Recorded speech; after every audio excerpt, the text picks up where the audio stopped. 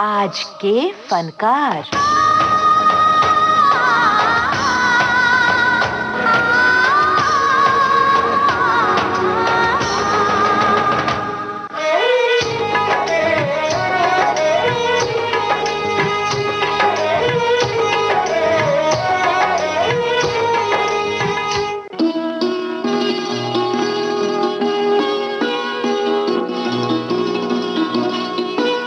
विविध भारती के दोस्तों नमस्कार। तुम अगर साथ देने का वादा करो, मैं यूं ही मस्त नगमे लुटाता रहूं। तुम मुझे देख कर मुस्कुराती रहो, मैं तुम्हें देख कर गीत गाता रहूं।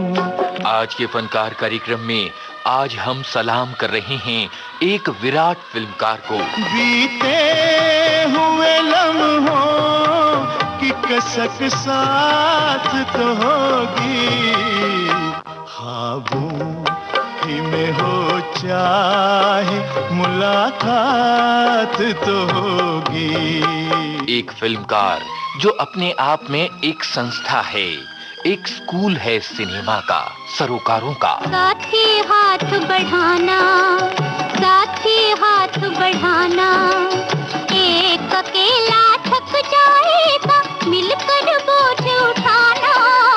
साथ ही हाथ बढ़ाना, साथ ही हाथ बढ़ाना, एक अकेला थक जाएगा, मिलकर बोझ उठाना। साथ ही हाथ आज के फनकार कार्यक्रम आज केंद्रित है वरिष्ठ फिल्मकार बलदेव राज चोपड़ा यानी B.R. चोपड़ा पर। कर्मण्येवाधिकारस्ते मा फलेषु कदाचन, मा कर्मफल हेतुर्भूः मा ते संगोऽस्त्वपि कर्मणि। B.R. चोपड़ा उन थोड़े से फिल्मकारों में से एक हैं जिन्होंने मुंबई के लोकप्रिय हिंदी सिनेमा को पलते, बढ़ते और संवरते देखा है। अपने प्रयासों से इस लोकप्रिय धारा में सामाजिक सरोकारों का समावेश किया है और बॉक्स ऑफिस का मोहताज बनकर काम करना कभी स्वीकार नहीं किया। ओ पल पल समय तू धीरे धीरे चल, समय तू धीरे धीरे चल, सारी दुनिया छोड़ के पीछे आगे जाए निकल, हमको आगे जाए निकल। पल पल B.R. चोपड़ा के फिल्मी सफरनामे की शुरुआत उस समय से मानी जा सकती है जब भारत आजाद नहीं हुआ था। B.R. चोपड़ा लाहौर विश्वविद्यालय से MA करने के बाद अंग्रेजी पत्रकारिता से जुड़ गए थे। अपने शुरुआती दिनों में चोपड़ा फिल्मों की समीक्षा लिखते थे। सन 1938 में उन्होंने सिने हेरल्ड नाम का एक अखबार निकाला जो बड़ा लोकप्रिय हुआ और विभाजन के दिनों तक चला। उस समय बलदेव राज चोपड़ा फिल्म पत्रकारिता के साथ-साथ कहानियां भी लिखा करते थे। उन्हीं दिनों B.R. चोपड़ा के पिता के एक मित्र ने उन्हें फिल्में बनाने की सलाह दी। हालांकि फिल्में बनाना ना तो उस समय इतना सरल था, ना आज है। बहरहाल कुछ मित्रों ने मिलकर पैसे इकट्ठा करना शुरू किया और एक कहानी को चुनकर उस पर फिल्म बनाने का काम शुरू हुआ। इस बीच बलदेव राज चोपड़ा ने एक फिल्म प्रोडक्शन में नौकरी भी कर ली। इस फिल्म में चिश्ती संगीतकार के रूप में चुने गए और आज के प्रसिद्ध संगीतकार खय्याम इन दिनों B.R. चोपड़ा के सहायक निर्देशक चुने गए थे। इस दौरान लाहौर में विभाजन के दिनों में दंगा शुरू हो गया और फिल्म दंगों की भेंट चढ़ गई। ये किसका लहू है, कौन मरा, ये किसका लहू है, कौन मरा, ए रहबर मुल्को कौम बता, ये किसका लहू है, कौन मरा, ये किसका लहू है, कौन मरा, ये किसका लहू है, कौन मरा।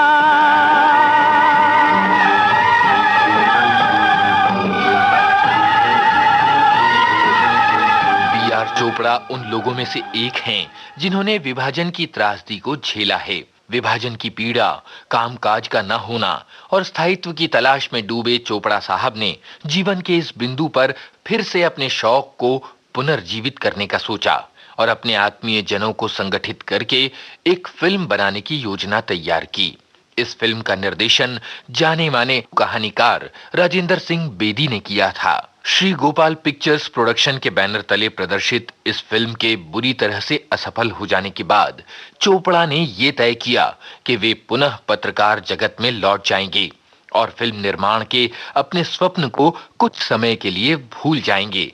लेकिन शायद नियति को यह मंजूर नहीं था।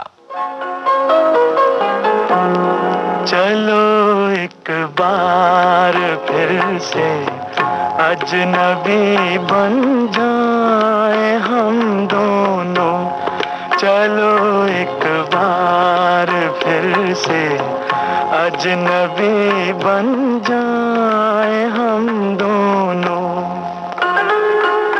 पहली फिल्म करवट के असफल हो जाने के बाद बेकारी और निराशा के दिनों में बी.आर. चोपड़ा की भेंट हुई आई.एस. जौहर से।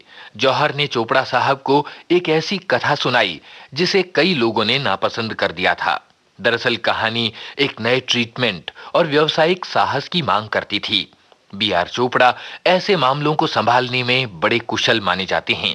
जिन दिनों में चोपड़ा अपने करियर को ठीक तरह से शुरू भी नहीं कर पाए थे, तभी ऐसे रिस्की प्लॉट पर उन्होंने अपनी फिल्म बनाई अफसाना।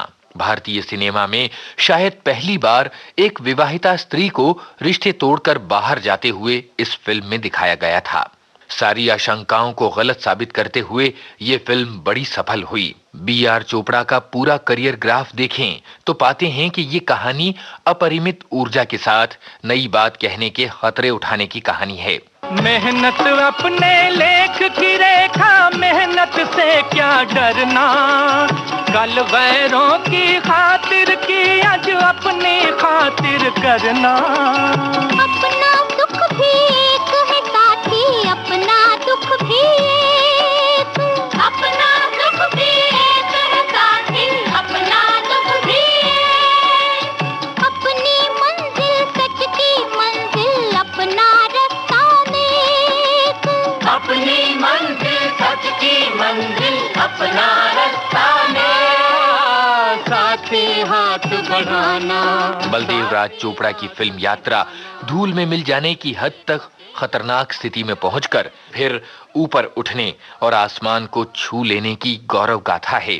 अपने शुरुआती दौर में पुराने जमाने की शोले फिल्म बनाने के बाद करवट, चांदनी चौक और साहिल जैसी फिल्मों के पिट जाने के बाद बी.आर. चोपड़ा ने अपनी फिल्म प्रोडक्शन कंपनी शुरू की, बी.आर. फिल्म्स, और इसके जरिए आई फिल्म एक ही रास्ता। सुनिए इन्हीं दिनों की कहानी चोपड़ा साहब की जबानी। पिक्चर का नाम मुझे भूल रहा है, मगर मुकरम शर्मा की पिक्चर थी, औलाद थी कि कुछ और थी, जिसमें उनको बेस्ट स्टोरी का अवार्ड मिला था। अच्छा, मुकरम शर्मा को मैं बहुत पहले जानता था, क्योंकि जब उन्होंने औलाद पिक्चर उनकी बनी थी तो सबसे पहले मुझे सुनाई थी, मुझे बड़ी पसंद थी। मगर वो कुलदीप सहगल वाले बनाना चाहते थे, तो मैंने कहा भाई तुम्हारा हक पहले। मगर मुकरम शर्मा से मेरी बोलचाल आना जाना हो गया, तो मैंने सोचा कि मुकरम शर्मा को मुबारक देनी चाहिए। मैं उनके यहाँ चला गया, थे बैठे हुए, मुलाकात हुई। मैंने कहा जी मुबारक को बहुत बहुत, मैं आपसे सिर्फ यही कहने आया था, कल बहुत मजा आया, आपको अवार्ड मिला। तो उसने कहा कि चोपड़ा साहब आजकल क्या बना रहे हो? मैंने कहा आजकल कुछ नहीं बना, ढूंढ रहा हूँ कुछ करूँ, स्टोरी नहीं है मेरे पास। उन्होंने कहा स्टोरी मेरे पास एक है, रिस्की है। मैं क्या, मुझे ऐसी स्टोरी दरकार है, सुनाई। कहता कल घर आता हूँ, आपके सुनाता हूँ। वो स्टोरी मेरे घर पे आए, मुझे सुनाई, मुझे बहुत अच्छी लगी। मैंने उनको उसी वक्त पैसे दिए थोड़े से, और वो स्टोरी मैंने ले ली। उस पिक्चर का नाम जो बनाया उसका नाम था एक ही रास्ता।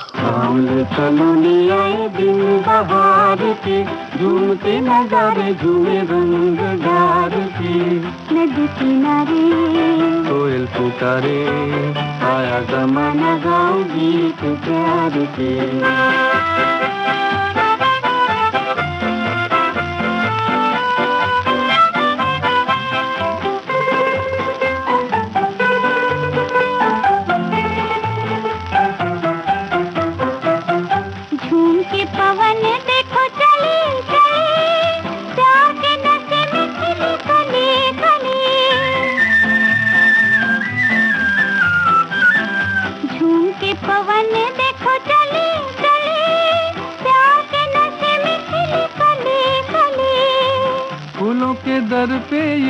भंवरा पुकारे, फूलों के दर पे ये भंवरा पुकारे, आए दीवाने तेरे इंतजार पे।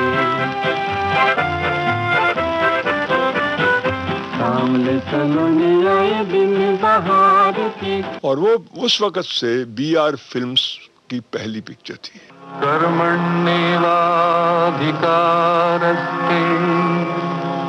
मा फलेषु कदाचन, मा कर्मफल हेतुर्भूः मा ते संगोऽस्त्वपि कर्मणि। आपको याद होगा BR चोपड़ा प्रोडक्शंस का कोई भी काम, कोई भी फिल्म गीता के इस श्लोक के साथ शुरू होती है। कर्म के साहसी इस पुजारी ने हमेशा गीता को अपना प्रेरणा स्रोत माना है। महाभारत जैसे ग्रंथ को छोटे पर्दे पर साकार करने का साहस BR चोपड़ा ने ही किया था। महाभारत BR फिल्म्स की एक अनूठी उपलब्धि मानी जाती है। BR चोपड़ा के द्वारा निर्देशित फिल्मों की सूची व्यावसायिकता को निभाते हुए अपने सामाजिक उद्देश्यों को पूरा करने वाली फिल्मों की सूची है। सन 1951 अफसाना, सन 1956 एक ही रास्ता, सन 1957 नया दौर। नया दौर मनुष्य और मशीनों की क्षमताओं के संघर्ष की कहानी है। ऐसा कोई दूसरा उदाहरण ढूंढने चलें तो मेहनत करनी पड़ जाएगी। कि मैं एक ही रास्ता के बाद किसी स्टोरी की तलाश में था। मेरे मतलब की स्टोरी हाथ में नहीं आ रही थी कि एक दिन मैं श्री साउंड स्टूडियो में कहीं गया किसी काम से। वहां पर मुझे मिर्जा साहब मिल गए, FA मिर्जा, ये सईद मिर्जा के बाप, मेरे पुराने दोस्त थे। तो उन्होंने मुझे कहा कि चोपड़ा क्या कर रहे हो आजकल? मैं कुछ नहीं यार, आजकल अभी सोच रहा हूँ कोई स्टोरी मिल जाए। कहता मेरे पास एक स्टोरी है। अच्छी, सुनेंगे आप? मैं यार कल संडे आ जाओ, खाना भी मेरे साथ खाओ, स्टोरी सुन लो। म्यूजिकल स्टोरी सुनाई, उसमें भी बहुत बड़ा सोशल पर्पस था, मुझे अच्छी लगी। मैंने कहा ये ली स्टोरी आपकी। खाना खाने के बाद वो कहने लगे कि चोपड़ा साहब मैं आपसे एक बात और करना चाहता हूँ, मेरे पास एक और स्टोरी। मैंने जिसको सुनाई है उसने रिजेक्ट की। वासन को सुनाई थी, वो कहता ये डॉक्यूमेंट्री।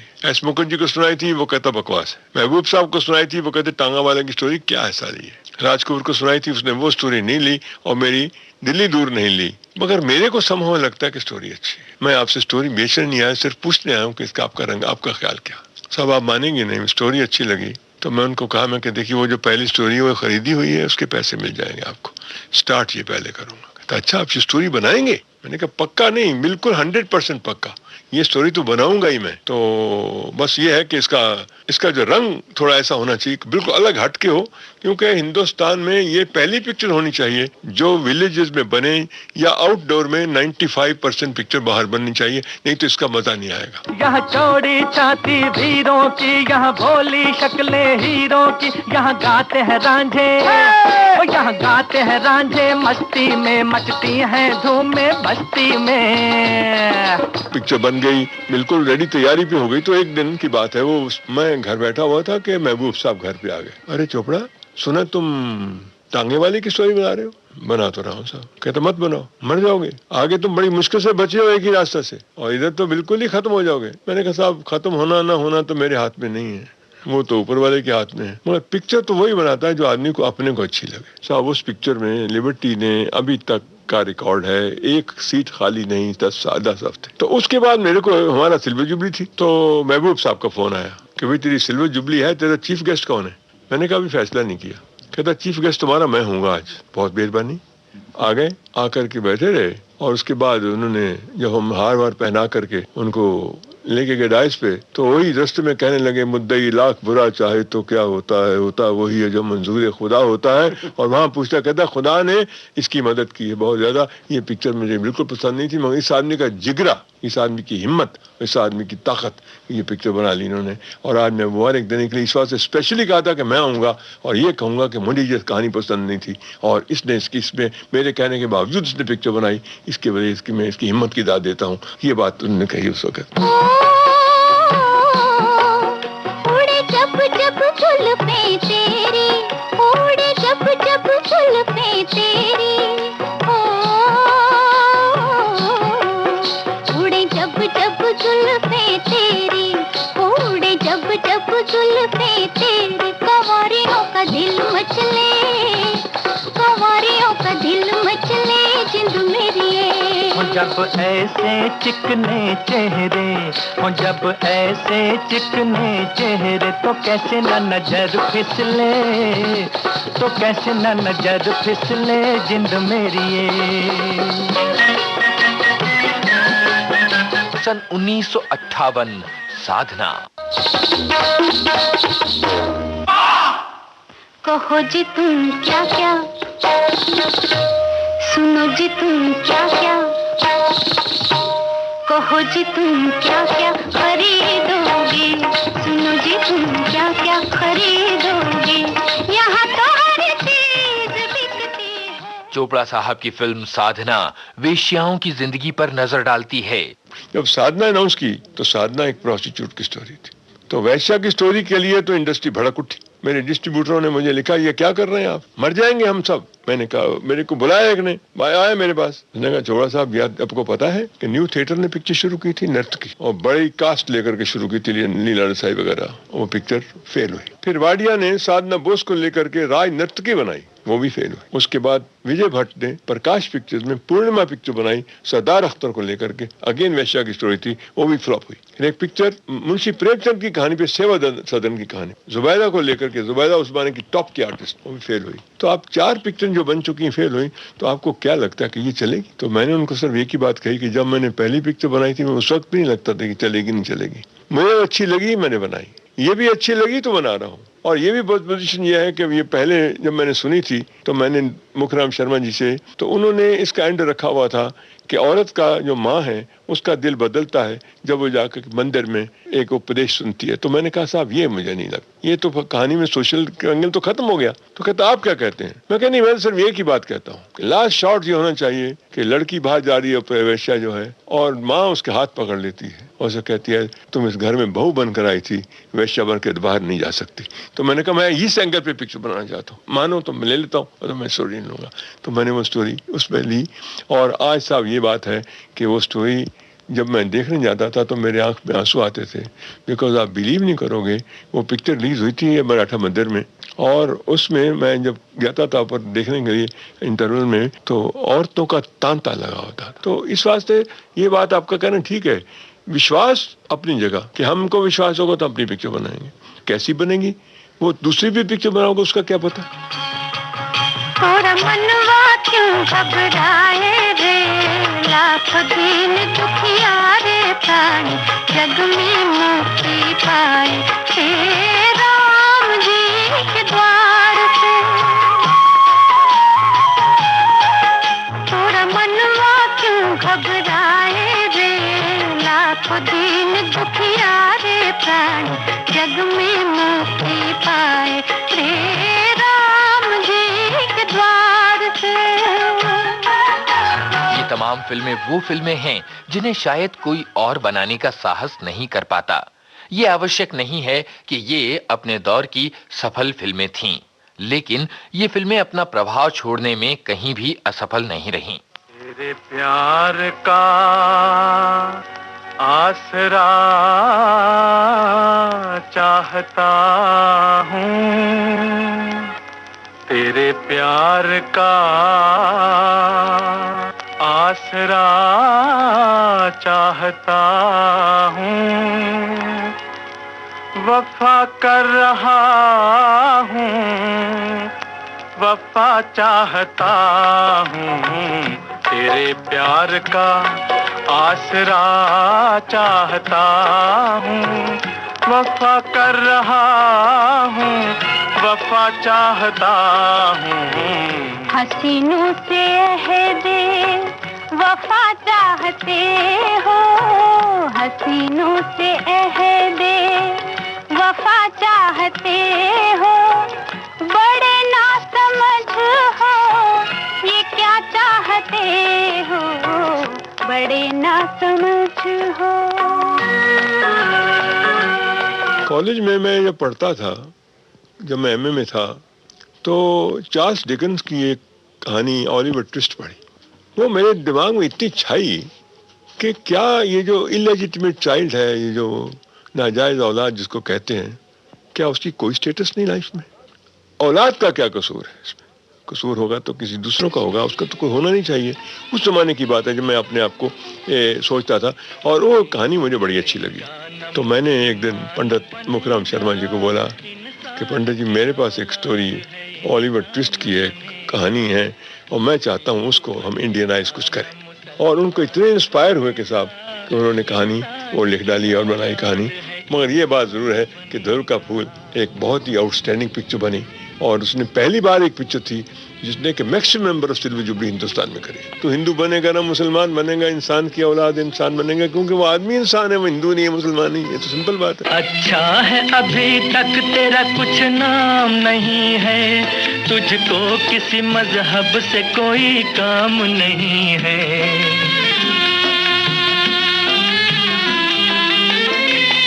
अच्छा है अभी तक तेरा कुछ नाम नहीं है, तुझको किसी मजहब से कोई काम नहीं है।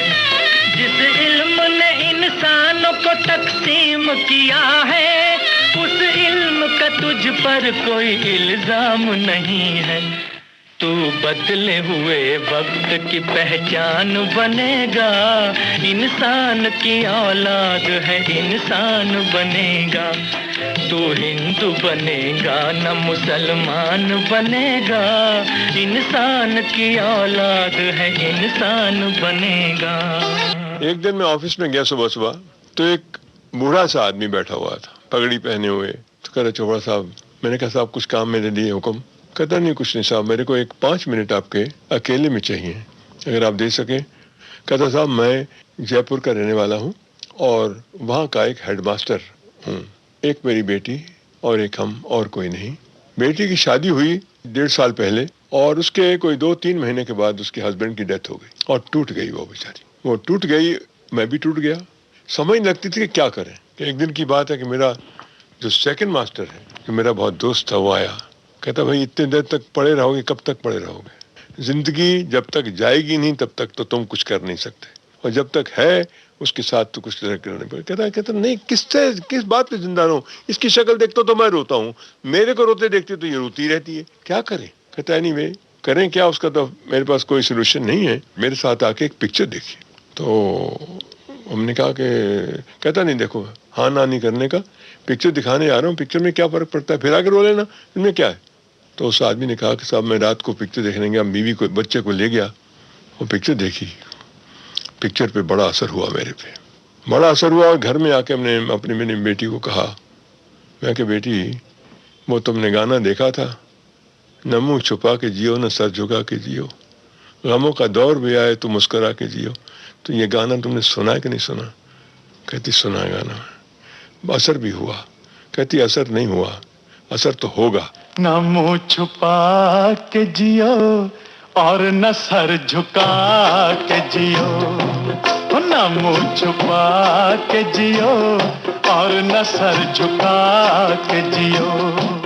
गमों का दौर भी आए तो मुस्कुरा के जियो, न मुँह छुपा के जियो और न सर झुका के जियो, न मुँह छुपा के जियो और न सर झुका के जियो। 5 नवंबर 2008 को बलदेव राज चोपड़ा ने इस फानी दुनिया को अलविदा कह दिया।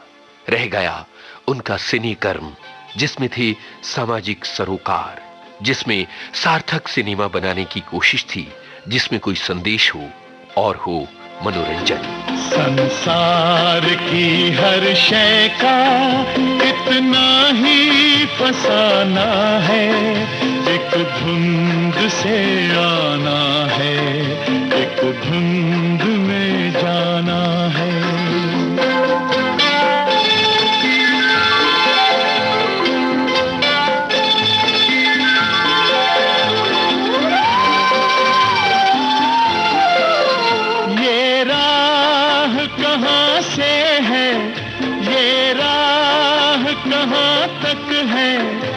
ये राज कोई राही समझा है न जाना है, संसार की हर शय का इतना ही फसाना है, एक धुंध से आना है, एक धुंध में जाना है।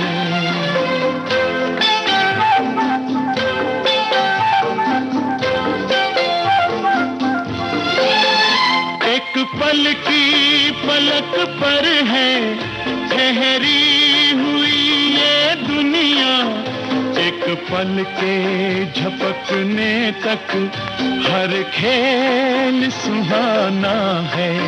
संसार की हर शय का इतना ही फसाना है, एक धुंध से आना है, एक धुंध में जाना है।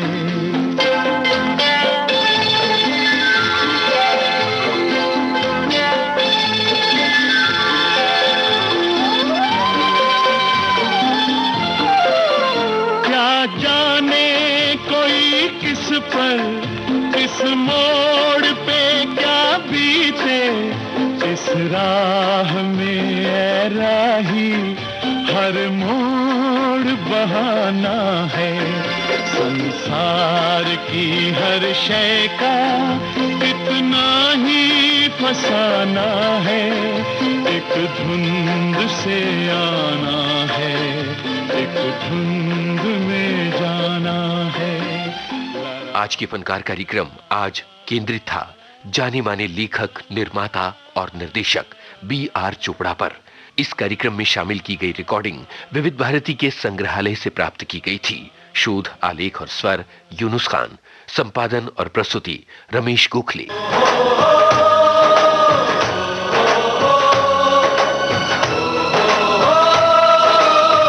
आज के फनकार।